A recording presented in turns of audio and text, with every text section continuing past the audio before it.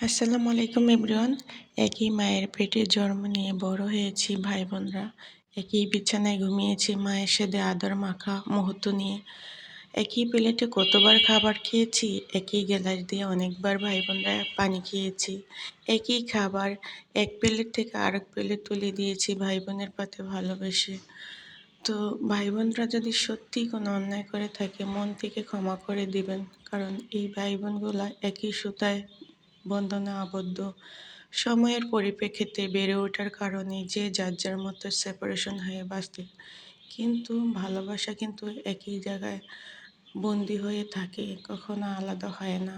আমি যখন ভালো কিছু খেয়ে থাকি তখন সারাক্ষণই মনে পড়ে, আজ জানি আমার পরিবারের লোকগুলা কি খেয়েছে, আমার মা বাবা ভাই বোন সবার কথা বারবার মনে পড়ে। বিলিভ মি, কতবার যে মনে করি উপর আল্লাহই ভালো জানে। Thank you so much for watching everyone.